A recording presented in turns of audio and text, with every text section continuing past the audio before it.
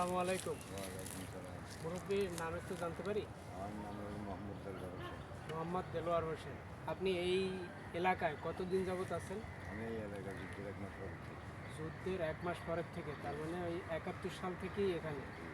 আচ্ছা, আপনার এমনি জন্মস্থান বা দেশের বাড়ি কোথায়? আমার দেশের বাড়ি হলো কুমিল্লা চট্টগ্রাম থানা। কুমিল্লা 14 গ্রাম থানা। মাশাল্লাহ মাশাল্লাহ। তো এই চট্টগ্রামে আপনারা যারা আমার ভিডিওটি দেখতেছেন, এই মুরব্বী যুদ্ধের 1 মাস পর থেকে চট্টগ্রাম পিলখানা এলাকায় উনি অবস্থান করছে। উনি এই এলাকাতেই বসবাস করেন।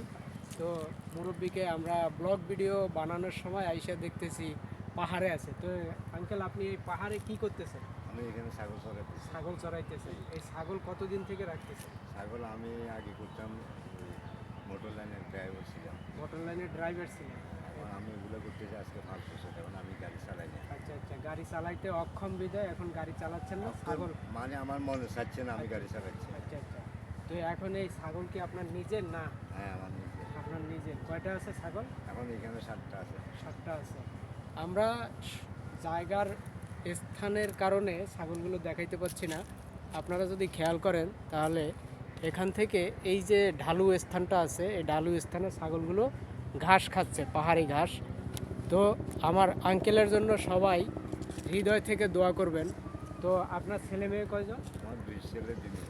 2 ছেলে 2 মেয়ে। মেয়েগুলো বিয়ে শাদী দিছেন? একটা বিয়ে দিয়েছি। একটা বিয়ে দিছেন আর একটা আছে। কি লেখাপড়া করে না কোনো? আমার বড় মেয়েও পলিটেকনিক্যাল থেকে ডিপ্লোমা পাস করছে। আমার ছেলে বড়টাও ডিপ্লোমা পাস করছে পলিটেকনিক। মাশাল্লাহ মাশাল্লাহ। ওনাকে যে দেখছেন, উনি এই অগাধ পরিশ্রমের মধ্য দিয়ে ওনার বড় ছেলেকেও পলিটেকনিক্যাল স্কুল বা কলেজ থেকে উনি কি পাস করাইছেন? ডিপ্লোমা কমপ্লিট করাইছে এবং মেয়েও ডিপ্লোমা কমপ্লিট করছে। তো ওনার জন্য সবাই দোয়া করবেন যেন উনি ওনার বাচ্চাদের সর্বোচ্চ সেবা বার্ধক্য জীবনে পেতে পারেন। তো এখন আপনি এই ছাগল রাখার পরে কি কি কাজ করেন? ছাগল রাখার পর আমি ওই সামান্য টুকিটাকি ব্যবসা করি। টুকিটাকি ব্যবসা করেন। ব্যবসাটা কি ব্যবসা করেন বলবেন? ওই প্লাস্টিকের পলিথিন ব্যবসা। পলিথিনের ব্যবসা করেন। যাক, মাশাল্লাহ।